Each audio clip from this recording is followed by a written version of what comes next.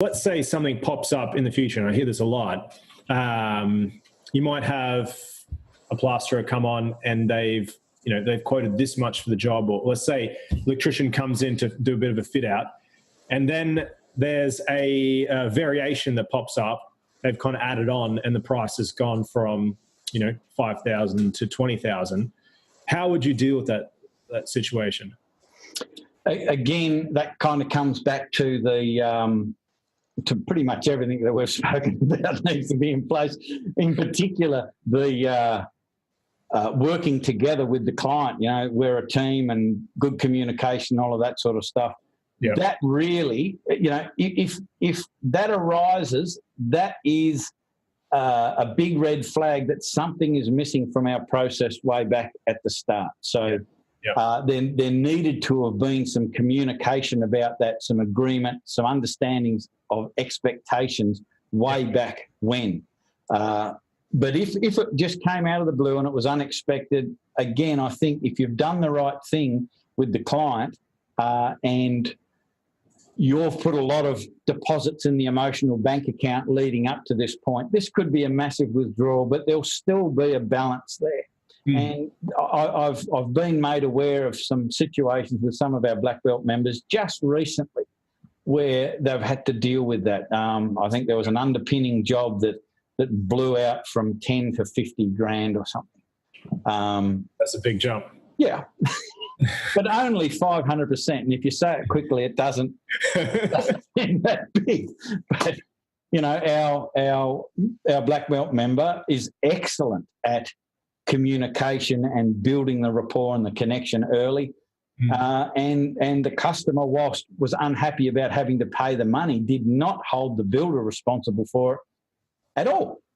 Yep. So it got done. There was another case where one of the subcontractors created a problem with the next door neighbour, and it could have gotten nasty, like a sexual harassment type scenario. Oh, wow. Yep. Again, the black belt member had built really strong connections and relationships with the customer. Yep. And through that, you learn skills of communication and building rapport, and you really, back to your question, how important is psychology? Well, understanding it is really important. So our black belt member also builds connections with with neighbours of their customer, because sometimes, a wall falls over or this or that happens. So you need to have that connection with them as well. And because he had that connection and he had some communication skills and dealt with it, didn't sweep it under the carpet or say it's not my problem, again, had to sever ties with that subcontractor because they had just totally done the wrong thing, but was really, really highly respected by both the customer and the neighbour. Yep. So he really turned that lemon into lemonade big time.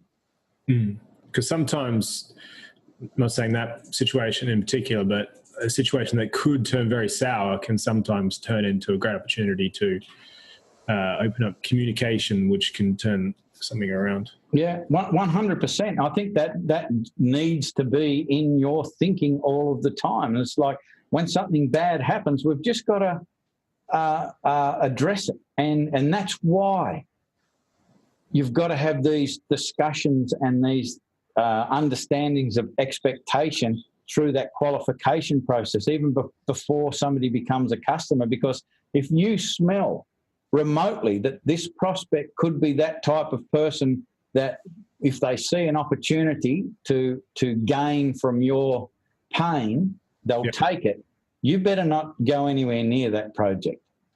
That's the whole idea of a qualification process.